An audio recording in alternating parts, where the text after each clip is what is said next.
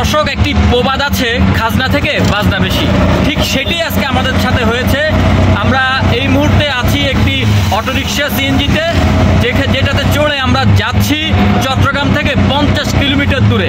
এবার প্রশ্ন আসতে পারে সেটি কোথায়?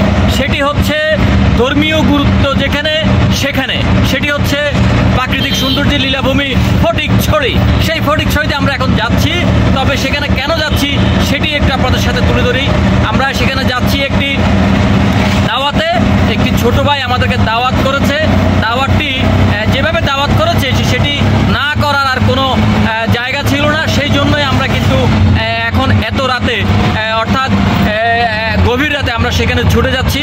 তবে দাওয়াত খেতে নয়, মূলত আসলে একটি আন্তরিকতা, ভালোবাসার টানেই কিন্তু আমরা সেখানে ছুটে যাচ্ছি। এবং খাজনা থেকে বাজনা বেশি কেন বললাম? কারণ আমরা এই দাওয়াতে যেতে আজকে আমাদের সিএনজি ভাড়া নিতে হচ্ছে আসা যাওয়া, এবং এই সিএনজি খরচ হচ্ছে 2000 টাকা। এই 2000 টাকা আমাদেরকে বহন করতে হবে। সেই জন্য বললাম যে মানুষ আসলে শহরের মধ্যেই দাওয়াত পেয়ে দাওয়াত খেতে যায় না, আর আমরা দাওয়াত পেয়ে চলে যাচ্ছি সুদূর 50 কিলোমিটার দূরে ফটিকছড়িতে।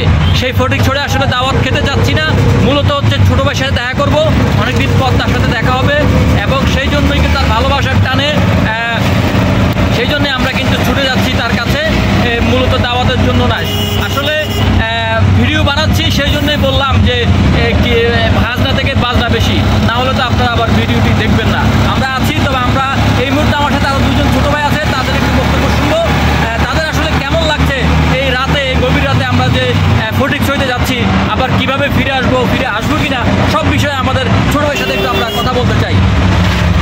তো ছোটো ভাই, আপনি একটু বলেন যে আমরা এই যে যাচ্ছি এত রাতে কেমন লাগছে? আমি এখন খুব বেশি টায়ার্ড, আমার ঘুম আসতেছে। আমি মনে করছিলাম রাস্তাটা খুব কাছেই হবে ফটিকছড়ি, কিন্তু সিএনজিতে ওঠার পরে বুঝতেছি আসলে এই রাস্তাটা কত দূর। এখন খুব বেশি কষ্ট লাগতেছে, খারাপ লাগতেছে। আমি অনেক বেশি টায়ার্ড, আমার অনেক বেশি ঘুম আসতেছে। আসলে উনি বলছিলেন যে উনি ভাবতে পারেনি যে ফটিকছড়ি এত দূর। এখন উনি গাড়িতে উঠে খুব ক্লান্ত হয়ে গেছেন। উনি বলছিলেন যে ফটিকছড়ি যদি এত দূর হতো তাহলে হয়তো যেতাম না। আসলে এটি তার মনের কথা না, তার মনের কথা হচ্ছে ভালোবাসার টানে সে পাড়ি দিতে পারে 7 সাগর 13 নদী। এবার আমরা চলে যেতে চাই পরের ভাইয়ের সাথে, তার কাছে একটু শুনবো।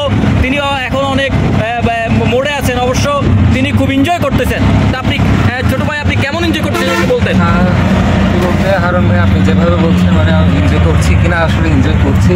তবে তার যে কথাটি বলতে চেয়েছে মানে এটা অনেক দূর।